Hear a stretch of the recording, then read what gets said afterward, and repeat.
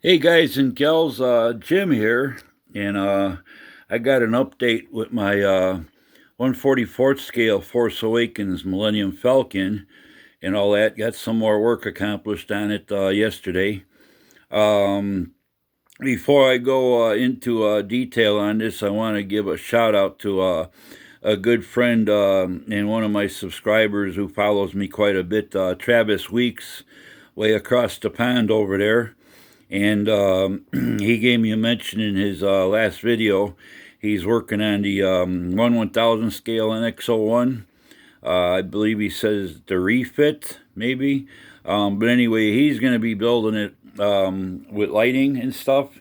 I give him a lot of credit. I did one of those years ago, and it was a real pain on that one, especially the tiny engines and stuff, and running little tiny SMDs in there and stuff. It came out decent, but it wasn't really up to my quality standards and stuff. So I think I ended up it was like a real cheap building stuff, and I ended up trashing anyway. It didn't turn out the way I liked it, but I just built it recently and posted a video a couple of weeks ago on the NX01 and the NX0 refit, mounted together on a base and everything. And I didn't light them, but I'm happy with it. I know I did the 1000 scale Defiant a year or so ago. That one was a lot nicer to work with. You had more room in there and stuff like that. But he's going to be building the NX01 with lighting and stuff. I know there's other people that did that and everything, but it's been a lot of years since I seen any videos with one of those little tiny ones lit up. So it should turn out pretty well. He's a great modeler, and thanks for mentioning me in your video, Travis. I appreciate it much, and feel honored and privileged and everything that you think of me like that. So I consider you the same way. So anyway, let's get into my Millennium Falcon, what I got done so far. The other day, a couple days ago, 2, 3 days ago, I worked on lighting the engines in the back, and I just used it's the clear blue part and everything. I used cool clear white LEDs in it and all that. I'm happy the way it turned out. It's got a real nice clear blue effect for lighting. It's not too overpowering and stuff. It's gonna look washed out, and the video picks up hot spots. It doesn't look that bad in person. Um, I put some fiber fill in there to kind of diffuse things a little bit, but it made things way too dark. Now, when I watched the movie, it looks more on the white side than it does, in person and stuff, than it does blue. So that's what I was going for. What you see on screen, it's like a real pale blue, but mainly white when it's flying and all that. And I watched the sequence from the Force Awakens movie where they were escaping from Jakku. So that's that. The only other thing on the main part of the kit, I used fiber optics for the headlights. That's the only lighting other than the cockpit and the gunner bays. That's the only other lighting I'm doing on the exterior. It's not in a landing mode, so there's not going to be any lights underneath or anything like that. I just use fiber optics. I believe they're 1.2 millimeter. It's the same size that the little indentations where the headlights would be were on the kit. So I drilled those out and ran the fiber optics through. I had to channel out the parts that the fiber optics went through there, but there's plenty of space, and I just got them hooked up to an LED that's basically a cool clear blue, cool clear white. But that's the headlights and everything. I'm happy with the way those turn out. Now, I didn't blossom the ends on them. If you look at pictures of the studio model, it actually looks like floodlight bulbs that are recessed in those. So that's what I did with the fiber optics. I recessed them in there just a hair and all that, so they don't stick out past the edge of the kit or nothing like that. They're a little bit set back. If you blast them, they're going to stick out and it's not going to look proper and stuff. That's my opinion anyway. I try to go for close to as accurate as I can. But anyway, so that's that part. Yesterday, I spent all day on the cockpit. And we got some issues with it, and we also got some other things. But anyway, I spent all day working on my cockpit, and I'm happy with the way that's turned out so far. And we'll give it a shot there.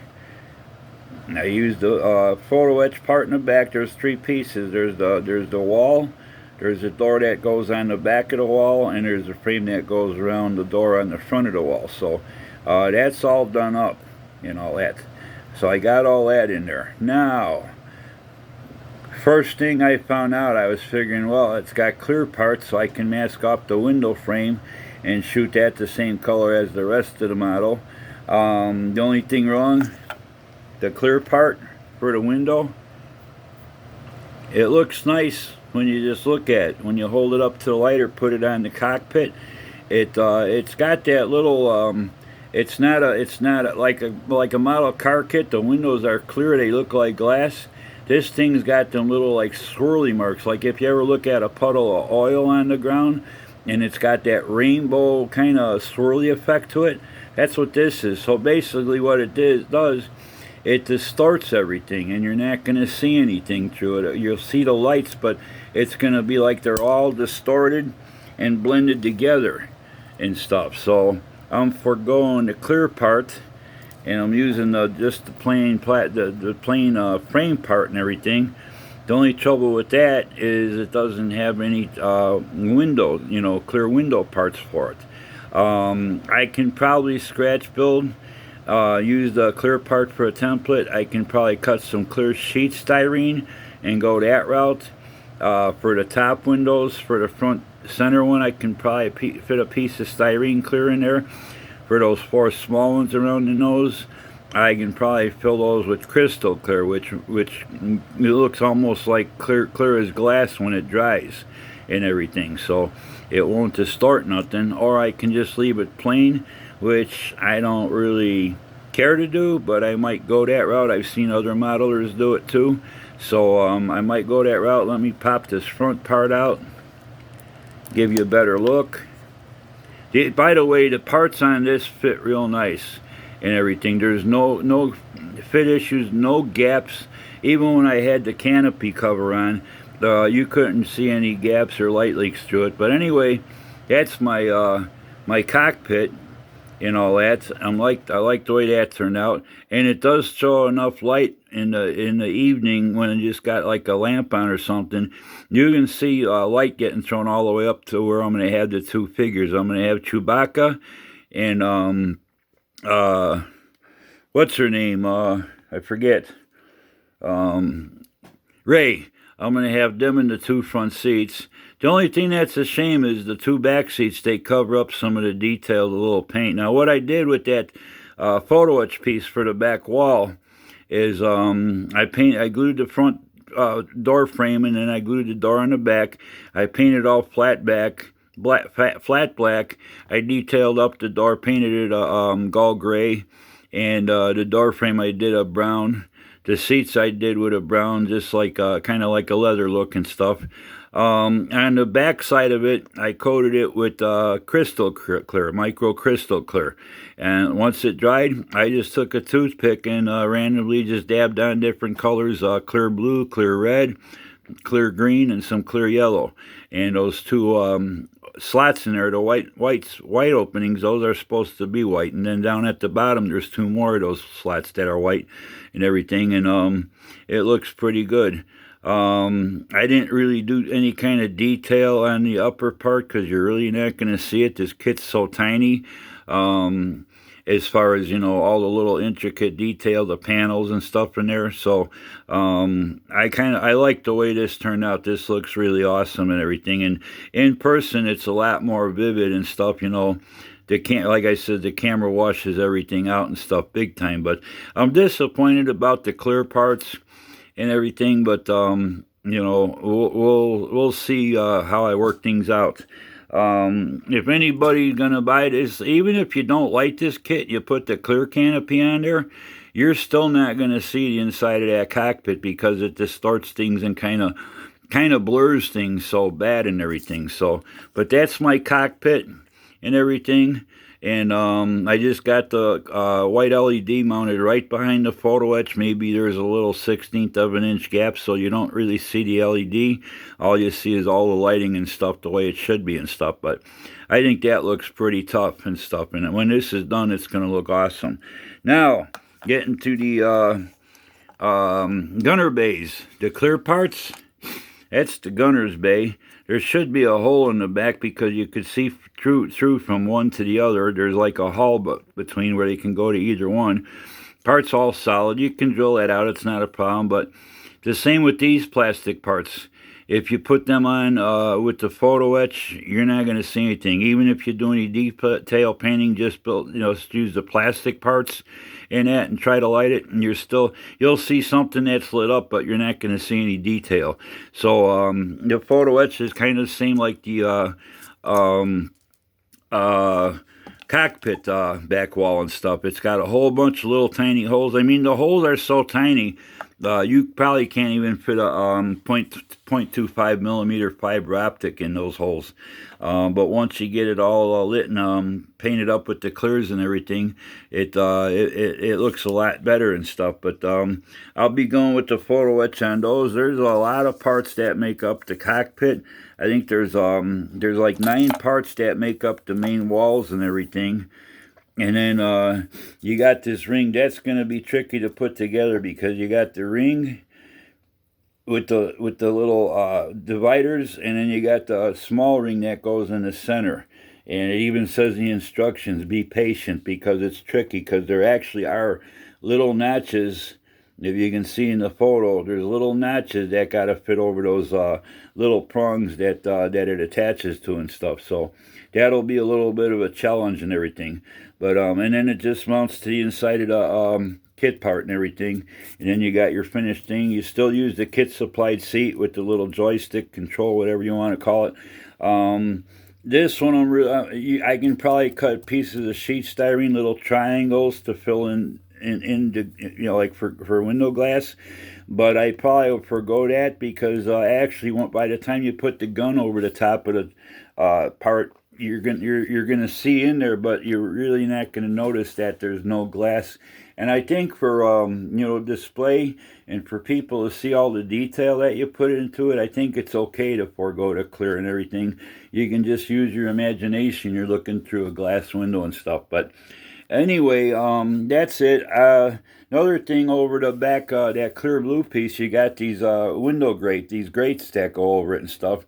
They fit right onto the clear blue part, and there's a little space between the blue part and that and everything. So that kind of makes it look pretty accurate. Where a lot of kits out there, you got to scratch build something. I've seen guys doing stuff to come up with that pattern, but this one, it's all included. I've seen some builds where people didn't use those. Maybe they thought they were just if you didn't want it lit or something, but you can't. All you see is that clear blue piece of plastic, and it doesn't look accurate. But to each his own. You build your model the way you want. But anyway, that's where I'm at with this. I'll probably work on the cockpit or the gunner bay cabins today. See what I can get done with the photo etch, get all that together. Those little rings, that's probably going to take some time. So, but I just thought I'd give you an update, let you know some of the issues with this kit as far as the clear parts. If you're going to light it, you're not going to use photo etch, you won't be able to see much through those clear parts. It's just going to look all distorted and like blurry and stuff. So it's a shame that Bandai puts a lot of detail and attention into their kits, but those clear parts, I think they could have been a lot better. And they are pretty thick too. They're not real thin. I mean, I've seen kits with clear parts that they're almost like paper thin. These are pretty thick and everything. So for now, that's going to be it. Thanks to all my subscribers. Thanks for all the comments you guys been leaving me. Thanks for hitting the like button.